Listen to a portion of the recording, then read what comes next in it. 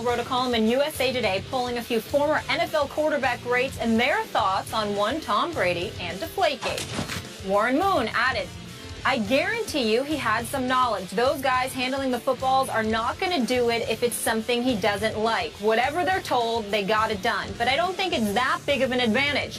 A federal case over freaking air in the ball. It became a thing where both sides dug in and wouldn't budge. Phil Simms likens deflated footballs to a corked bat or a basketball made easier to handle, asking, where do you draw the line? Skip, this is your guy, Brady. Yeah. What do you make of these comments? Frankly, Molly, Stephen A., I like all three of these quarterbacks. They were obviously great in and of themselves. But these comments made me sick because they are so relentlessly unfair to Tom Brady. You've heard the old cliche about damning with faint praise. These three former great quarterbacks are damning with loud praise because they're all saying, man, what Brady's doing right now, it's amazing what he's doing. But between the lines, or sometimes in Warren Moon's case, in the lines, they're saying, but he still cheated. Phil Simms using the cork bat analogy. That's big-time cheating in baseball. That gives you a big advantage, as we remember from the Sammy Sosa cork bats. It allows you to get a little more spring-like effect in the barrel of the bat. Got it. Project the ball a little farther. I don't like the analogy because you're just saying he flat-out cheated. Steve Young saying, well, it's no more than a traffic citation, which is pretty much what you said. Is that fair to say? It's not that big a deal, but it was still cheating. And I'm going to say this again, whether people want to hear it from me or not. I believed Tom Brady from the start, and I've never wavered in this. Sitting right here in this chair from the very start, I said that I believe Tom Brady when he says he told his equipment people to merely inflate the footballs to the lower end of regulation. Now, if you want to make the case back to me that Bill Belichick masterminded this, that he ordered the footballs deflated, make your case away, fire away, because I don't know that, but we know that Belichick got busted for cheating. He got caught red-handed in Spygate, so he has a history. Tom Brady has zero history. And now it looks like we have three more former quarterbacks who, like you and most of the rest of the world outside Patriot Nation, leaped to the early conclusion he cheated and he lied about it, and they won't back off. They will not give him an inch of objectivity when, in fact, Tom Brady had the guts to go fight City Hall, Roger Goodell in the NFL, in an away game. He was forced to go fight Roger Goodell and company, as you well know, in Manhattan. That's their home game with what should have been a hometown judge. And Judge Berman, thank you very much, Judge Berman, had the objectivity to hear the facts. And even though they weren't judging the merits of the case, I think they came into play. And when I read what he wrote about the case and when I heard what Judge Berman said about the case, it was pretty clear to me and to everybody else, I think, with half an objective brain, that Judge Berman did not think Tom Brady cheated. He pretty much ruled that out, and then obviously it was all about the process. But still, Tom Brady had the guts to go beat the NFL in its own backyard. And then we go back to what happened on the field after everyone said, oh, this is cheating. You're getting an unfair competitive advantage. So on the very night that he had an unfair competitive advantage and they fixed the footballs for the second half of the AFC Championship game, what happened? Tom Brady torched the Indianapolis Colts in the second half with legally inflated footballs, 28-0. With legally inflated footballs, quote unquote, because I don't think they were much different than they were before, Tom Brady played one of the great Super Bowls and the best fourth quarter of a Super Bowl I have ever seen. And then with legally inflated footballs, you would think, boy, Tom Brady's performance would start to suffer a little bit this year as in his later years of playing quarterback. And he's better than ever. So it makes everybody look foolish who thought he was getting a competitive advantage because his footballs were deflated. Baloney he was. Look what he's doing now. 11 touchdowns, no interceptions. What he did to the Pittsburgh defense on opening night and then to Rex Ryan's defense up in Buffalo. Are you kidding me? And these three quarterbacks won't give him an inch of objectivity to say, you know, maybe he didn't cheat. Maybe he's just taking it up a notch here. because the facts are that on the field, he's showing you he had zero competitive advantage with what everybody said was underinflated footballs. But these guys are still buying the Wells report. You're still buying the Wells report. Tom Brady destroyed his cell phone. That's what Jared Bell wrote that word again in this piece. I like Jared Bell, but did he destroy it, or did he just change to a different cell phone because they told him it wasn't going to even come into play in the Wells investigation? It's just so unfair to Tom Brady. But the bottom line is, I love it because Tom Brady reads this stuff, and he will be so on fire, motivated to make all these guys eat their words by the end of this year, and I hope they will. Finish? Yeah. Couple of questions. Do you have an iPhone? Do you have an iPhone? Yeah. You have an Apple iPhone? I don't have an Apple. Oh, but Is that what you mean? Does that qualify as an iPhone? iPhone. Samsung, is that an iPhone? No. I don't know. Oh, Samsung's, yeah, it's not an iPhone. No, Okay, he doesn't well, have an I don't know. iPhone. He has Samsung. Yeah, you have Samsung. You don't have an iPhone. Okay, that's number one. Because I'm just here to let you know, as somebody who has changed his phone on several occasions, all my emails and my text messages get transferred right to my new phone. I just want you to know that. Okay?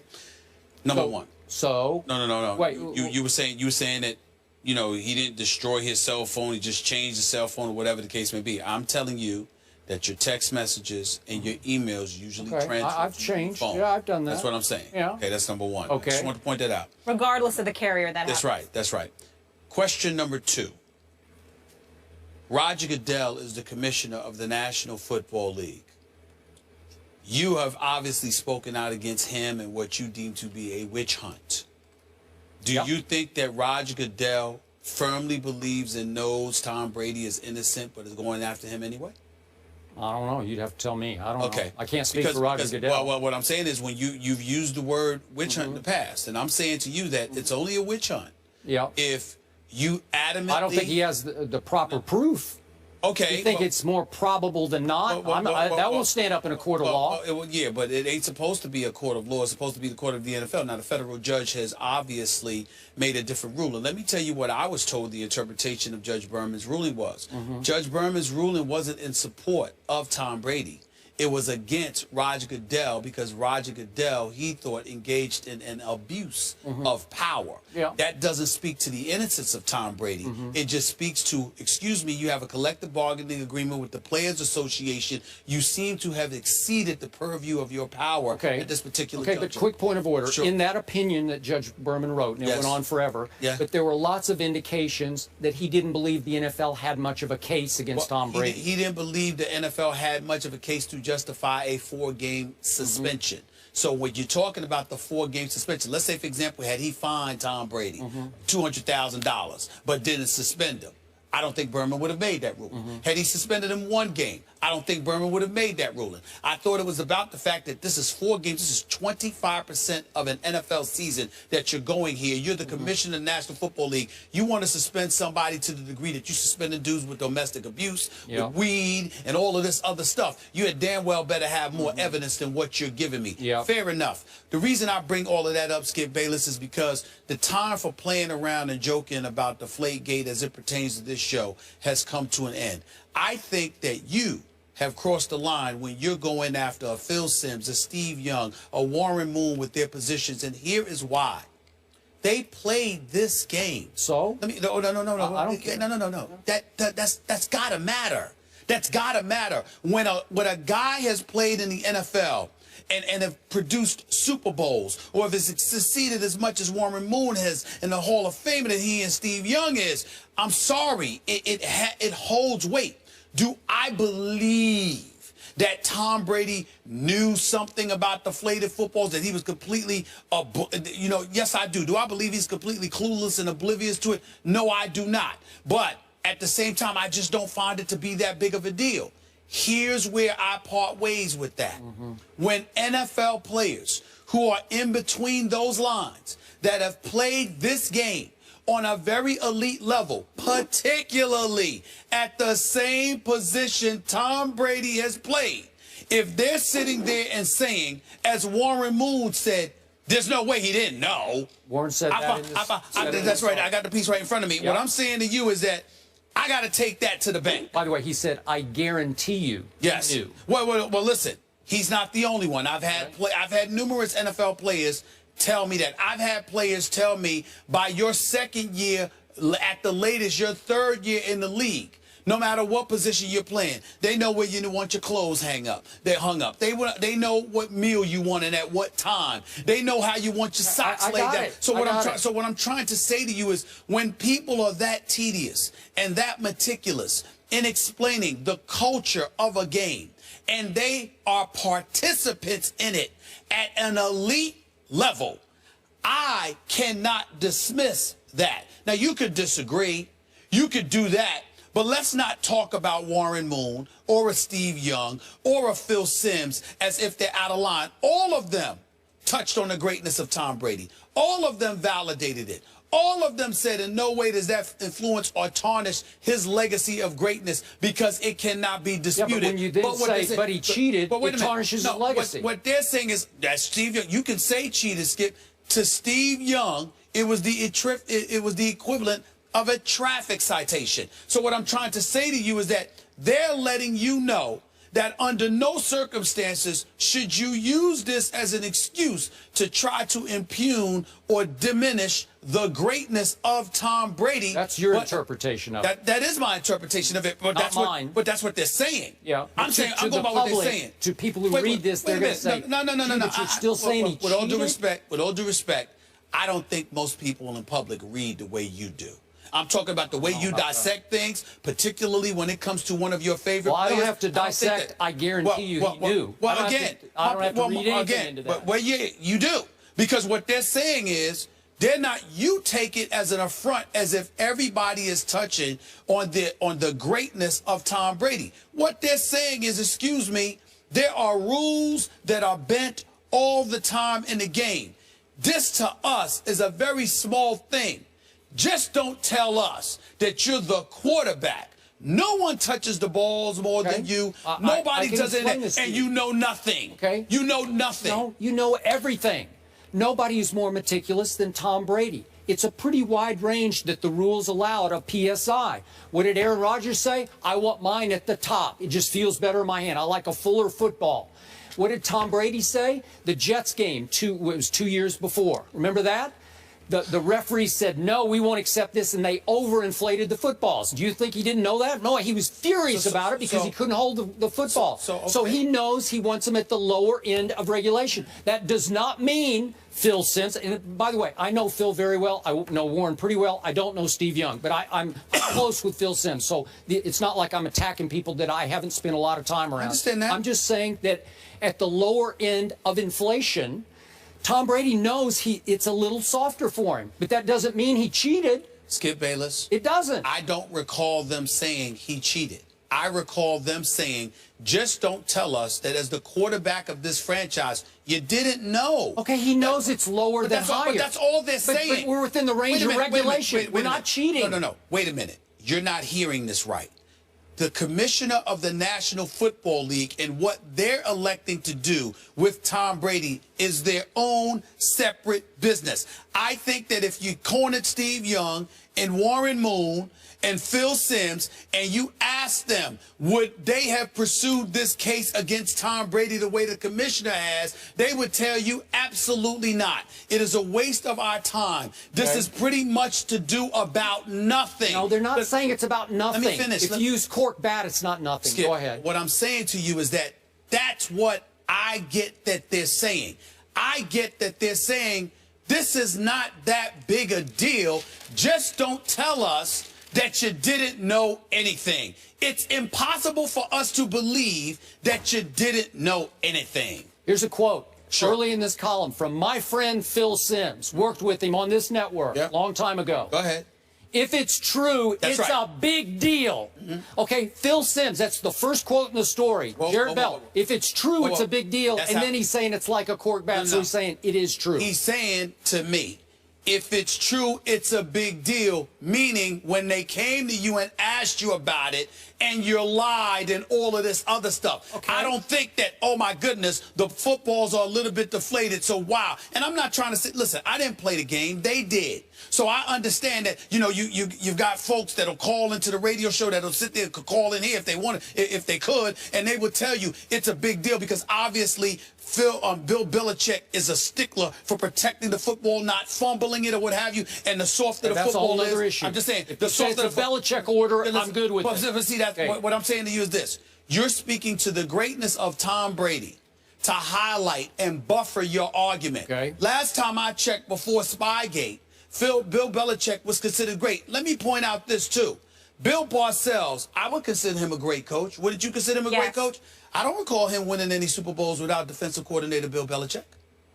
Bill Belichick, what I'm trying to say to you is this: Bill Belichick accomplished a great deal in his NFL career. This man is a born winner, okay? But when Spygate came along, he got busted for doing that. Why would a born winner need to resort to Spygate? I agree with that. To illegally taping defensive signals. Wait a minute. That's my point. Okay. He didn't need to do it because he was a winner before that. But he did it anyway. So you could sit there and you could easily lean on that.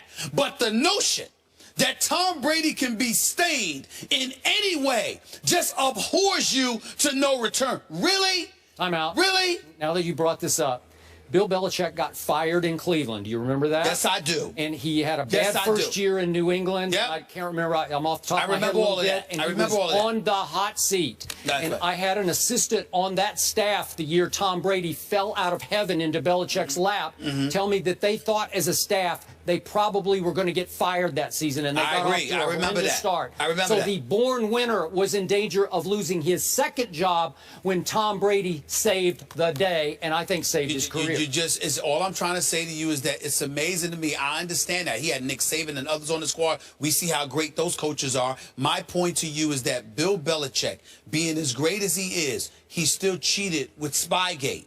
And all I'm saying is his quarterback for the last 13+ years has been one Tom Brady. So Bill Belichick is persona non grata. This dude is corrupt. He's always cheating. But Tom Brady, oh, he could never do anything wrong. I mean, the sun just shines and sets with him. Association, Tom Brady's legacy should be tarnished. I am not saying that. Not at all. What I am saying is that when you come to me and I listen to Phil Simms or a Warren Moon or a Steve Young, credentialed NFL stars who won Super Bowls in the case of Simms and Steve Young anyway, Hall of Famers who have done what they have done at that position, I think that it's okay for them to express, look, we don't think that the guy knew nothing, but we still know how great he is. I don't think that's a crime. I don't think that's a crime. All right. Is it a crime not to mention that he gained no competitive advantage for the reported underinflating of the football, the deflating of the football? Can't you see he's proven again and again, Tom Brady, that it didn't give him 1 ounce of advantage? I think Bill Belichick has proven his greatness in the aftermath of Spygate, but it doesn't take away what happened with Spygate. There are people who are great that cross the lines from time to time, and I don't know if Tom Brady did that or not, but at the same time, we don't know whether he did or didn't. Stop acting like we do. We don't know. Well, I do. Okay. I believe. No, you don't. You believe. You don't know. Yeah. All right. Let's go.